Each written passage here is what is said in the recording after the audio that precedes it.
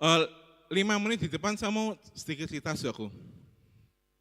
Kira-kira nih kalau saya di rumah tuh, saya duduk seperti ini saudaraku. Satu ketika saya bilang seperti ini saudaraku. Ini cerita saya sama Tuhan beberapa waktu yang lalu. Tuhan, aku ini punya motor lama. Nek mau diservis, spare part tuh ganti banyak. Sudah ditanyakan habisnya tuh sudah 7 digit. Ya. Itu di masanya tuh motor itu mahal sekali saudaraku. Nah, spare partnya mahal. Terus bagian yang kedua, dulu saya tuh punya orang tua saudaraku, sekarang masih ada ibu saya. Dia tuh belum berhasil vaksin yang ketiga waktu itu karena tensinya tuh di atas 220. Yang mana tiap kali kalau saya itu ke klinik, pulang dari klinik selalu diminta tanda tangan bahwa menyetujui untuk tidak masuk rumah sakit karena kalau orang tua tensi di atas 200 seharusnya masuk rumah sakit. Nah, beberapa waktu yang lalu tuh saya kan punya alat kesehatan tuh lengkap lah, mau tensi, mau gula, mau kolesterol semua ada. Saya cek tuh, walaupun memang kesehatan ibu saya sudah membaik, saya cek tuh waktu itu tensinya 160 lebih lah kayak gitu. Saya ngomong sama Tuhan, ya Tuhan, piye? Aku tuh dulu tiap hari ngomong Mbak Maya terus, Maya, ibuku kayak gini. Jadi zaman dulu saya tuh selalu WA Maya, piye ibuku kayak gini, karena dia Bu Suster, rumah sakit, jadi rujukannya kalau ada apa-apa tentang kesehatan saya selalu tanya dia. Saya ngomong sama Tuhan, aku saat ini Tuhan, aku tuh sudah ngincer suplemen, sudah ngincer vitamin, tapi harganya itu nggak masuk akal. Waktu itu saya ya, nggak masuk akal. Nah, karena juga nggak cuma masalah tensi, orang tua saya itu kalau ke kamar mandi itu sehari bisa 20 kali itu. Saya pengen Tuhan, piye supaya, karena tiap kali orang tua saya kamar mandi, kan dia tuh kalau kencing pakai kursi bantuan aku, selalu mau jam 12 malam, jam 1 malam, walaupun saat itu saya selalu terdengar suaranya krek kayak gitu, itu maksudnya suara kursinya. Tapi ya Tuhan kayak gitu. Beli suplemen tapi yuk mahal sekali kayak gitu. Itu berikutnya aku. Satu kali saya sama istri itu komsel, waktu itu hujan aku ya. Hujan sehingga dia waktu itu dengan PD-nya kita keluar rumah tuh saya bilang, jas hujan mana? Tenang, aman, gak hujan. Baru 200 meter kok hujan kayak, lah kan hujan tuh kayak gitu. Terus akhirnya kami berteduh sebentar, kami pikir hujan itu akan berhenti, aku. Kemudian ya udah saya putuskan untuk pulang, ambil jas hujannya dia dan berangkat lagi ke bengkel tempat dia berteduh. Akhirnya kami jalan pakai motor dengan sedikit terburu-buru. Dan pulang itu ternyata nyebutnya gimana ya, dia ngalami flek di janinnya, terus kita tuh berdua khawatir, piye ya, karena ya, kalau orang bilang, biasa mas flek, ya masalahnya ya, banyak saudara mungkin mengalami kehamilan tuh di bawah 30, istri saya tuh sudah umur 37 waktu hamil pertama, kita tuh khawatir kayak gitu, terus ya pada akhirnya kita memutuskan untuk ke dokter USG lagi, padahal tiap bulan tuh kita sudah ke puskesmas, kita sudah ke dokter juga yang tanpa jaminan kesehatan negara. Saya bilang sama Tuhan, piye gitu Tuhan, karena UMR Semarang tuh segini Tuhan, gajiku tuh di sini di atasnya. Masalahnya Tuhan, aku tuh nanggung aku sendiri, ibuku, istri, sama bayi yang ada di dalam janin Tuhan. Jadi kalau di sini UMR Semarang, di sini gaji saya yang itu semua terbuka, bisa tanya pengurus, kebutuhannya tuh bisa di sini. Saya ngomong sama Tuhan seperti itu. Jadi kalau saya ngomong sama Tuhan, ya kira-kira kayak gitu, duduk, yang ngomong apa adanya aja sama Tuhan seperti itu, Nah puji Tuhannya, Yang saya ceritakan itu adalah bukan keluhan, tapi hal-hal yang sudah terlewati. Jadi saya mau katakan lagi, bahwa kalau ini UMR Semarang, di atas ini ada gaji saya sebagai pendeta, kebutuhan saya di sini, Anda tahu berkat Tuhan di mana? Saya sampai nggak kelihatan tuh, jauh banget, Amin. Jadi saya tahu, kita semua mengalami hal yang sama. Yang di depan ini, yang ngomong ini juga mengalami hal yang sama, saudaraku. Jadi kalau saudaraku, misalkan pas waktu Pak Yakub khotbah, terus saudaraku ngomong, wah enak ya jadi Pak Yakub ya. Coba tuh ajak ngobrol saudaraku. Sama, semuanya punya pertandingannya masing-masing, saudaraku. Kalau saudaraku lihat Pak Peter Buelse, wah enak ya Pak Peter Buelse ya, hari ini anaknya ngumpul semua ya. Wih, itu mulanginya tiketnya berapa itu? Semuanya tuh punya pertandingannya masing-masing yang enggak dilihat, saudaraku. Tapi kenapa semua orang-orang ya, termasuk saudara semua yang mungkin belum sempat kita bisa bertahan karena kita punya siapa? Yesus. Wah, itu luar biasa, saudaraku. Karena dipikir pakai akal manusia, saudaraku. Saudaraku hidup di dunia yang gendeng, saudaraku. Kenapa? Kalau kamu andalin kekuatanmu, saudaraku, semuanya ini enggak masuk, saudaraku. Mau kayak gimana, saudaraku? Apalagi kalau saudaraku yang sing baca medsos, lihat berita, wah naik enggak tahan, sini emosi tok, saudaraku. Kenapa? Beritanya semua enggak ada yang menggembirakan, saudaraku. Bahkan kalau saya boleh bilang, termasuk berita tentang pemerintah yang sedang menangi kita itu enggak ada bagus-bagusnya, saudaraku. Apalagi saudaraku, ya mungkin kamu lihat kantongmu pas tanggal 25, itu bisa lebih menyedihkan lagi itu, saudaraku. Tapi mengapa, saudaraku, kok kita bisa hidup sampai di 2025 ini? Itu semua karena siapa, saudaraku? Yesus. Wah, itu luar biasa, saudaraku. Kalau enggak karena Yesus, saudaraku, ya, saya Pak Vincent, itu enggak bisa bertahan di sini, saudaraku. 12 tahun, bayangin, 12 tahun, saudaraku. Tentu, saudaraku, sudah lama lebih dari saya di tempat ini dan banyak dari antara rohaniawan di tempat ini yang mungkin baru berapa tahun pergi.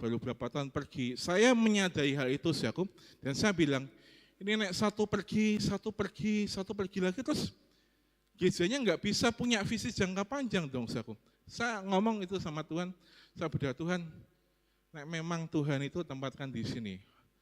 Terutama saya sama Pak Gembala, kita ini mbok dikuatkan.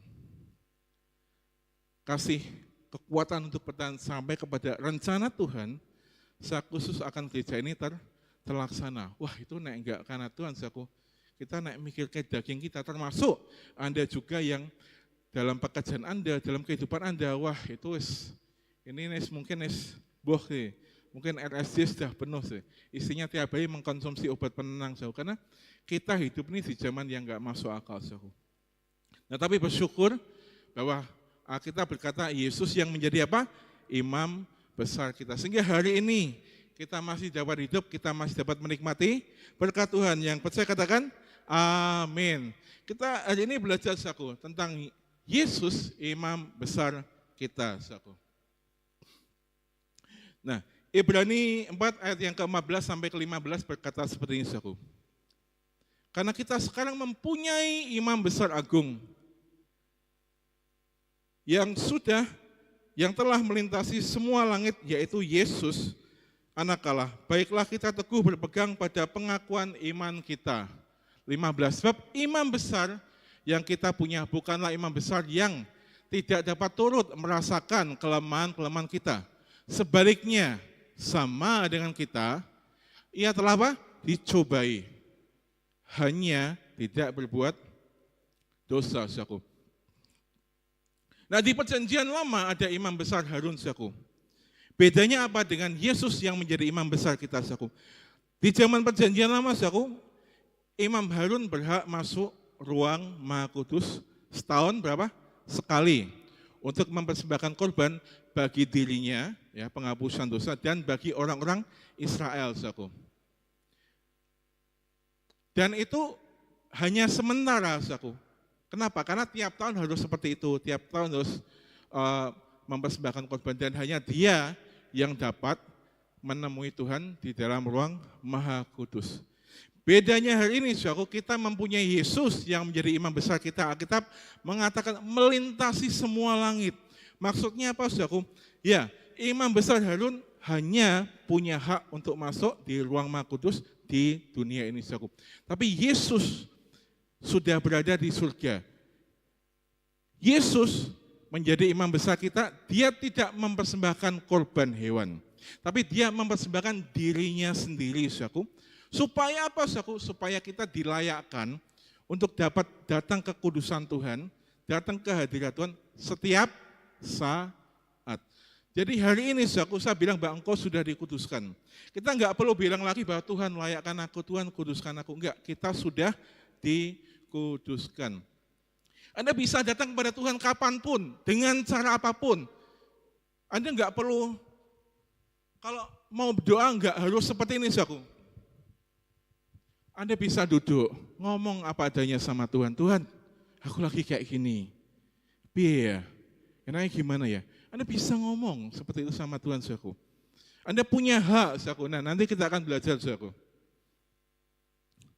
Ya, Yesus bersimpati dan merasakan semua yang manusia alami, saudaraku. Nah, Yohanes 11 ayat yang ke-33 sampai ke-34 berkata seperti ini, saudaraku. Ketika Yesus melihat Maria menangis, dan juga orang-orang Yahudi yang datang bersama-sama dia, maka masih gulalah hatinya, ia sangat terharu dan berkata, ayat yang ke-34, di manakah dia kamu baringkan? Jawab mereka, Tuhan, marilah dan lihatlah. Saudaraku, masih gula ini tuh kayak gini, saudaraku. Dia tuh kayak geram, saudaraku. Kenapa ya Lazarus bisa mati? Tentu yang dimaksudkan Yesus adalah dia mengalami hal itu karena dosa, saudaraku. Karena manusia waktu itu belum ditebus, saudaraku. Jadi kalau saudaraku engkau merasa sedih, saudaraku, sebenarnya Yesus ngerasain, saudaraku. Kalau engkau ngerasa khawatir, piye ya, anakku gimana ya? Piye ya, orang tuaku gimana ya? Yesus tahu, saudaraku. Dia ngerasain, saudaraku. Maria, Marta, Lazarus itu bestinya Yesus, saudaraku. Dia CS-nya Yesus, saudaraku. Yesus sering datang di Betania, saudaraku. Datang ke tempatnya Maria dan Marta, saudaraku. Dia tahu, saudaraku. Dia kenal Marta, Maria, Lazarus, kenal, saudaraku. Makanya ketika Lazarus meninggal, saudaraku, Yesus sedih banget, saudaraku. Walaupun dalam kemahatauannya dia tahu dia akan membangkitkan Lazarus, tapi dia ngerasain sedihnya hati Marta, sedihnya hati Maria. Oh iya ya, Lazarus mati ya. Dia ngerasain, saudaraku. Jadi kalau saudaraku ngerasain kesedihan, ditinggal orang-orang yang kita cintai pada waktu COVID. Yang mana pada waktu COVID, saudaraku, saya punya banyak saudara diri saya, kira-kira ada 4 orang yang meninggal.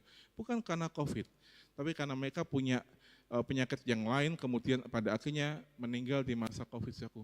Saya harus datang tuh bolak-balik sini Karangawen, bolak-balik, saudaraku. Ada sepupu saya yang usianya waktu itu 34 tahun meninggal, saudaraku. Saya, ya ampun. Saya aja mikir, saudaraku, lah ini istrinya gimana? Anaknya gimana? Sedangkan yang bekerja hanya dia, laki-laki sebagai kepala keluarga. Saya merasakan kesedihan, saudaraku. Nah, apalagi Yesus, saudaraku. Jadi kalau saudaraku engkau merasakan kesedihan karena ditinggal orang, Yesus tuh ngerasain juga, saudaraku. Bukan berarti karena dia tahu dia akan membangkitkan Lazarus, terus dia santai. Enggak, dia juga ngerasain sedih dari hatinya, saudaraku. Matius 24 ayat yang Matius 26 ayat yang ke-37 sampai 38. Dan ia membawa Petrus dan kedua anak Zebedius sertanya, maka mulailah ia merasa sedih dan gentar. 38. Lalu katanya kepada mereka, hatiku sangat sedih. Seperti mau mati rasanya. Tinggallah di sini dan berjaga-jagalah dengan aku. Yesus Tuhan, saudaraku. Tapi ada waktunya dia sebagai manusia ngerasain kesedihan dan dia butuh teman untuk nemeni, saudaraku. Kalau Anda lagi sedih, saudaraku, sopo ya sing ngancani aku ya. Ketemuan yuk, saudaraku. Yesus juga kayak gitu loh, saudaraku. Di dalam kemanusiaannya, dia juga ngerasain kesedihan. Dia butuh teman, temani aku ya, berjaga-jaga. Sejam lah kayak gitulah. Aku tak doa dulu ya, kamu temani aku dulu ya. Yesus juga ngerasain, saudaraku. Jadi kalau kita berpikir bahwa Yesus itu Tuhan dan dia enggak butuh orang, enggak, saudaraku. Justru dia datang ke dunia ini, saudaraku, karena ingin ketemu sama kita. Karena ingin ngerasain hidup bersama dengan kita, saudaraku.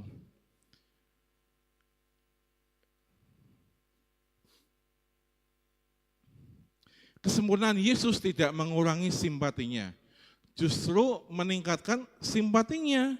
Ada orang yang hidupnya mungkin sempurna sehingga dia nggak butuh orang lain, saudaraku. Mungkin, saudaraku. Tapi Yesus, saudaraku, dalam kesempurnaannya, saudaraku, justru dia pengen ngerasain sebagai manusia. Dia ingin ngerasain manusia itu gimana sih kayak gitu. Aku pengen berkorban bagi manusia supaya manusia itu enggak mulu terjebak dalam dosa, kemiskinan, sakit penyakit, saudaraku. Dia mau saudaraku ngerasain jadi manusia, saudaraku, sama seperti kita, saudaraku. Karena dia tahu, saudaraku, dia tahu dalam kemahatauannya jadi manusia itu enggak selalu enak, saudaraku. Lebih banyak susahnya secara teknis, saudaraku. Ya, kata simpati dalam bahasa aslinya itu simpatia, saudaraku, yang berarti merasakan bersama atau menderita bersama. Jadi Yesus tuh punya simpati yang luar biasa, saudaraku. Makanya Alkitab sering membahasakan kata simpati ini dengan tergerak oleh belas kasihan, saudaraku. Artinya apa, saudaraku? Tergerak oleh belas kasihan ini tergerak dari dalam hati, saudaraku. Seolah-olah itu dia mau merobek perutnya gini loh, saudaraku. Dia mau ngomong sama kita, aku mau tolong kamu, aku mau tolong kamu, aku mau sembuhin kamu. Aku mau bersama-sama dengan kamu. Piye, kamu sakit apa? Piye, kamu kurang apa? Kamu lapar? Aku buatin sarapan, saudaraku. Waktu dia ketemu murid-muridnya. Ada orang yang sakit, gimana? Kamu sakit apa? Sudah berapa lama? Berapa lama? Kamu pengennya apa? Kamu pengennya apa? Itu isi hatinya Yesus, saudaraku. Ya kalau orang mungkin aku tahu kita susah, gila men, dia lagi susah. Siapa nih? Wah si A, ini mesti pinjem nih. Jangan pura-pura nggak tahu. Orang bisa kayak gitu, saudaraku. Ya jujur-jujuran, saudaraku. Manusia bisa kayak gitu, tapi Yesus nggak kayak gitu, saudaraku. Dia punya hati. Piye, kamu lagi ngalami apa toh? Ngomong. Susah, butuh apa? Ngomong. Yesus tuh seperti itu, saudaraku. Hatinya buat kita tuh luar biasa.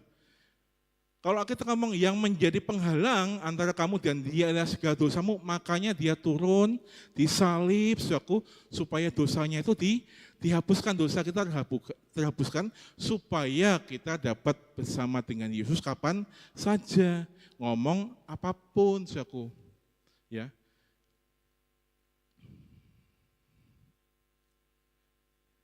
Matius 9 ayat yang ke-36. Melihat orang banyak itu tergelaklah hati Yesus oleh belas kasihan kepada mereka karena mereka lelah dan terlantar seperti domba yang tidak bergembala. Waktu Yesus melihat kita capek, kita burn out, saudaraku, kita sudah tumpul, mau ngapain bingung, hatinya tuh punya belas kasihan, saudaraku. Makanya Yesus selalu rindu tuh untuk kita datang padanya, ngomong, masuk kamar, cakap-cakap sama Yesus. Yesus ngomong sama kita, Pito nak, kamu mau apa?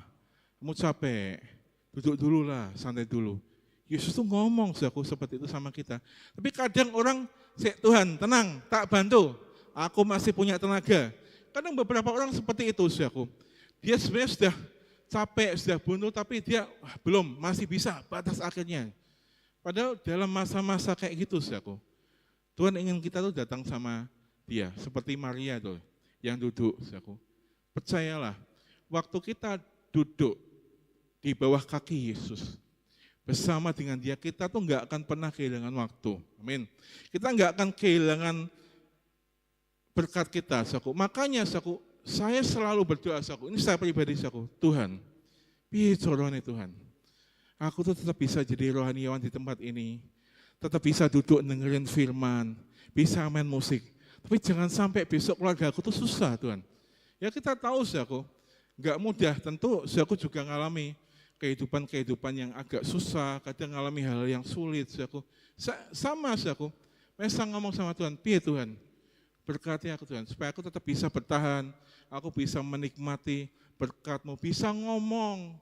Aku ngomong Tuhan, firman-Mu, tapi nek orang enggak lihat kehidupanku susah, piye orang melihat kamu di dalamku. Saya selalu ngomong terbuka, saudaraku, sama Tuhan seperti itu, saudaraku.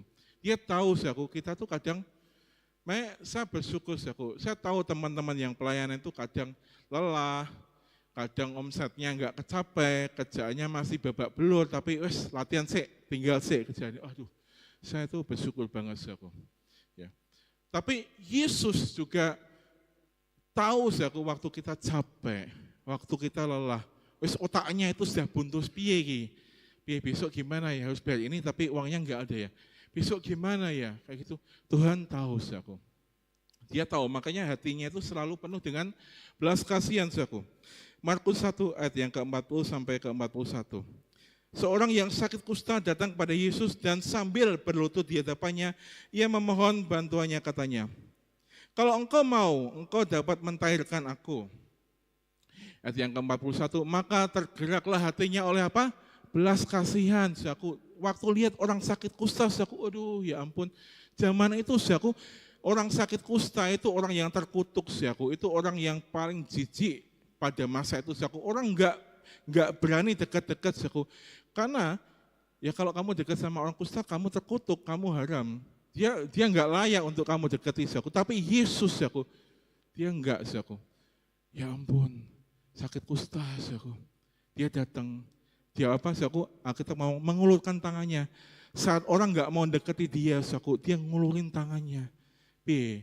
Kamu mau apa? Sembuh. Terus kita ngomong, aku mau, jadilah engkau tahir, aku. Belas kasihannya Yesus tuh melewati banyak hal, melintasi banyak hal. Jadi kalau ada orang yang ngomong, kalau kamu mau berkatnya Yesus, kamu harus pelayanan dulu, kamu harus setia dulu.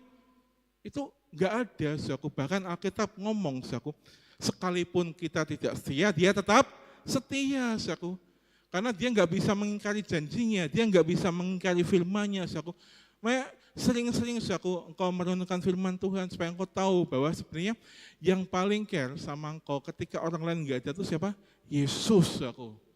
Engkau mungkin merasa, aduh aku enggak berdaya, aku enggak bisa jadi apapun. Susah nih, babak belur nih, apa orang ya peduli ya. Kenapa, aku? Karena orang tuh melihat dari pencapaian orang, aku. Kalau kamu enggak sukses, aku, jangan berharap kamu bisa dipandang orang. Kan dunia seperti itu, aku. Tapi, aku, bersama Yesus kamu enggak akan diperlakukan seperti itu, aku. Engkau saat ini enggak menjadi orang yang berkualifikasi, aku. Harusnya engkau bisa seperti ini, tapi engkau ternyata secara teknis enggak bisa. Ada satu orang yang masih peduli sama engkau. Ya, pribadi itu bernama Tuhan Yesus, aku. Nah, Yesus menggunakan kuasanya untuk masuk ke dalam kelemahan kita dan mengukur seberapa besar serta membiarkan dirinya ikut mengalami kesulitan dan keterbatasan kita sebagai manusia, saudaraku. Kan nggak mungkin, saudaraku, ya, ada teman kita yang susah, terus ya udah, aku temani kamu ya susah-susah, kan nggak kayak gitu, jarang, saudaraku. Ya 1-2 ada, mungkin saya sama Pak Gem, saudaraku. Dia buka warung, yo temani jam berapa? Jam 12, gas. Mau kemana antar? Yo temani, saudaraku, kayak gitu. Tapi sulit, saudaraku, di dunia ini, saudaraku. Orang susah, terus ada orang yang mau ikut menemani kesusahannya, saudaraku. Tapi Yesus mau, saudaraku, bahkan dia rela, saudaraku, jadi manusia, saudaraku. Filipi 2 ayat yang ke-5 sampai ke-8. Hendaklah kamu dalam hidupmu bersama menaruh pikiran dan perasaan yang terdapat juga dalam Kristus Yesus. Yang walaupun dalam rupa Allah tidak menganggap kesetaraan dengan Allah itu sebagai milik yang harus apa? Dipertahankan. Melainkan telah mengosongkan dirinya sendiri dan mengambil rupa sebagai rupa seorang hamba dan menjadi sama dengan manusia.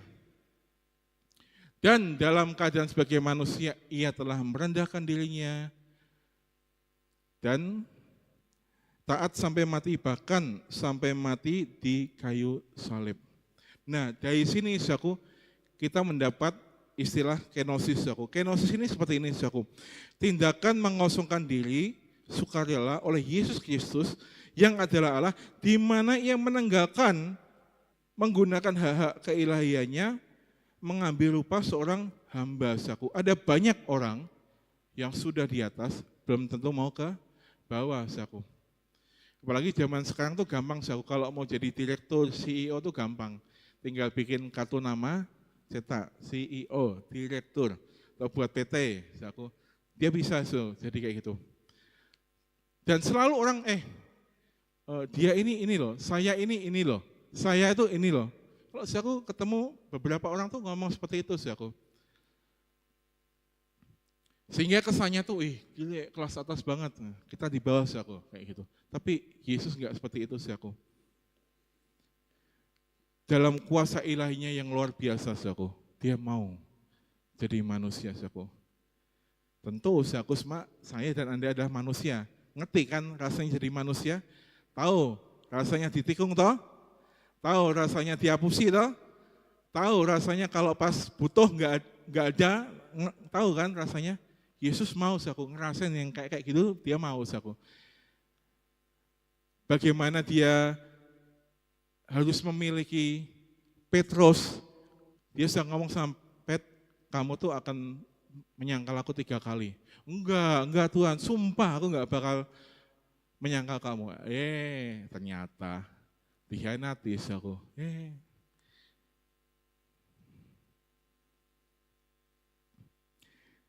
Tindakan kerendahan hati ekstrim ini memungkinkan dia untuk menjadi manusia seutuhnya, merasakan penderitaan dan taat hingga mati di kayu salib demi keselamatan umat manusia. Ibrani 4 ayat yang ke-16. Sebab itu marilah kita dengan penuh keberanian menghampiri tahta kasih karunia, supaya kita menerima rahmat dan menemukan kasih karunia untuk mendapat pertolongan kita pada waktunya. Saku, kata berani ini dari kata paresia saku mempunyai arti hak istimewa warga negara untuk berbicara dengan bebas dan terus terang di hadapan raja atau dewan tanpa takut dihukum. Alkitab ngomong, kamu kan sekarang sudah diselamatkan tuh. Makanya datang kepadaku dengan penuh keberanian. Makanya kan sadari di awal saya duduk, saya ngomong apa adanya masalah saya sama Tuhan. Tuhan, aku tuh kayak gini loh. Kenapa? Terus Anda ngomong sama Tuhan, takut amat. Ngomonglah, kalau kamu punya masalah ngomong. Tuhan, aku jadi perasaanku nggak enak sama orang itu. Piye Tuhan? Tolonglah aku Tuhan. Apa adanya aja ngomong, terus terang aja. Kenapa? Memangnya kalau kita terus terang sama Tuhan, emang Tuhan mau nyalain kita? Ya Tuhan tahu, kita manusia. Ngomong aja apa adanya. Tuhan, aku masih suka hal-hal yang buruk. Piye corone ilang? Aku nggak sanggup. Tapi aku tahu ini buruk Tuhan. Piye? Ada mungkin di dalam hal yang lain lagi, Tuhan, aku wis gak duit belas. Gimana Tuhan? Besok harus kayak gini tuh. Mungkin Anda menghela nafas kayak gitu, enggak apa-apa. Terus terang aja sama Tuhan, lepaskan loh, bebanmu tuh lepaskan. Kasihkan ke Yesus, kan Yesus ngomong, ya marilah engkau yang letih lesu dan berbeban berat, aku kan, kalau aku punya beban jangan dipegang sendiri, kasih Yesus Tuhan. Aku saat jenis gak sanggup Tuhan. Benar Tuhan, ini sudah nggak ada daya lagi. A, B, C sudah aku lakukan Tuhan. Kantongku kempes, tak buka Tuhan rekeningku isinya Rp550. Piye Tuhan? So aku bisa ngomong terus sama Tuhan. Kenapa sih pada gengsi ngomong sama Tuhan? Jangan pikirin orang-orang lain. Kan ada orang yang ngomong, kamu kok sama Tuhan kok minta-minta mulu sih? Memang iya kamu naik sama Tuhan pas butuh toh. Ada mungkin orang kayak nggak usah dipeduliin, Wong Alkitab ngomong, datanglah dengan penuh keberanian. Keberanian itu apa? Hak istimewa. Saudaraku datang tanpa takut engkau dihukum, ngomong dengan terus terang. Kalau engkau nggak model yang kayak gini, duduk aja ngomong, pandang ke langit-langit rumahmu, pandang ke plafon rumahmu. Piye Tuhan? Aku tuh piye Tuhan? Aku nggak sanggup Tuhan. Terus terang aja sama Tuhan, datang aja Kalau engkau yang ngalami masa kecil ngomong aja, Tuhan, aku suruh saingan bocah-bocah sekarang susah. Bocah-bocah sekarang jago. Aku orang jadul Tuhan. Piye carane Tuhan aku bisa bertahan, kerjaanku lancar Tuhan. Dengan segala kemajuan teknologi, opo kuwi AI, opo kuwi program kuwi. Enggak paham aku Tuhan. Piye carane Tuhan? kasih hikmat Tuhan, kasih hikmat, pak. Ya enggak apa-apa kayak gitu, kenapa sih?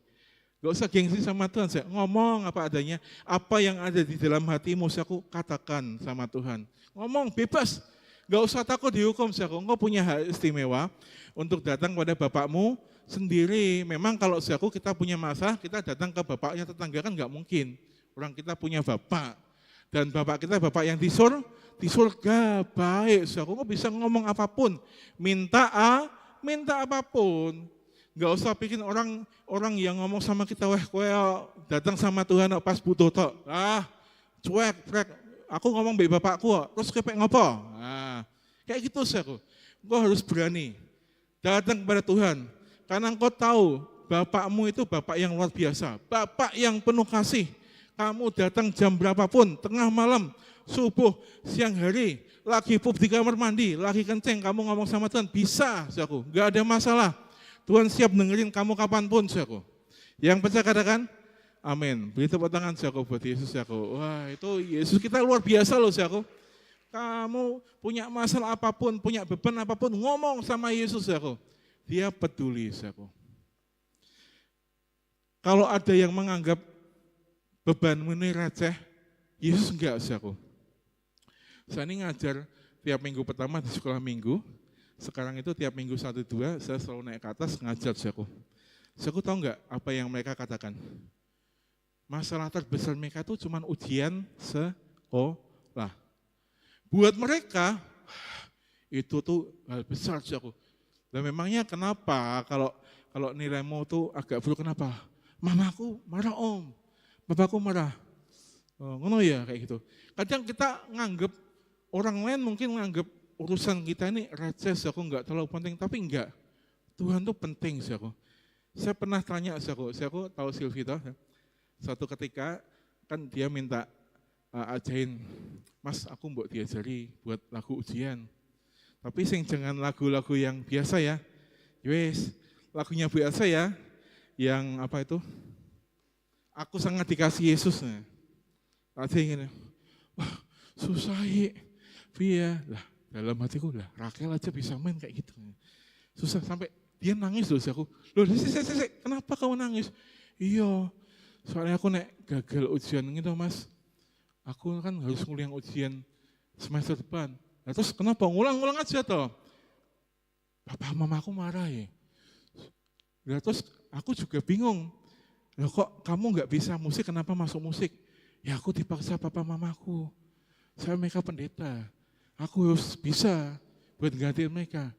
Itu kita mungkin dengan kayak gitu receh, aku. Dia sampai nangis loh, aku ya. Kadang itu mungkin masalah kita tuh kesannya receh, tapi buat Tuhan enggak receh loh, aku. Itu penting buat Tuhan loh. Kalau ada mungkin anak muda yang dengerin cewek-cewek, aku kok jerawatan ya kayak gini, muka aku kok kusam. Itu kan sepele toh. Alah kayak gitu. Kita mungkin bisa komentar kayak gitu. Tapi itu enggak masalah receh buat Tuhan loh. Oh itu dipikirin Tuhan benar-benar. Dia bikin alurnya, sahabat. Yesus bikin alurnya. Sehingga apa yang kita alami itu terpecahkan dengan hal-hal yang luar biasa. Sehingga kita bisa ngomong, Tuhan ternyata luar biasa ya. Wah kayak gitu sahabat. Saya kalau mikir, dulu sahabat, berapa bulan yang lalu, saya bingung, piye iki? Semua senior ngomong aku, ayo jangan nikah, nanti Tuhan berkati. Yo oke nikah. Edian, susah banget. Awal kayak gitu aku. Wah, susah banget kayak gitu. Ini saya cerita aku. Walaupun dia sudah kerja di gereja bertahun-tahun, saya juga rohaniawan bertahun-tahun, ngalami struggle juga aku. Makanya saya berpikir, piye orang yang nikah seminggu, 2 minggu, 3 minggu kayak gitu. Kita mengizinkan orang nikah aku. Diberkati, tapi kadang bingung juga. Kita enggak apa-apa kamu nikah dalam keadaanmu yang kayak gitu. Kita tetap berkati kok, tapi sebenarnya saya berharap mereka itu nikah dengan bisa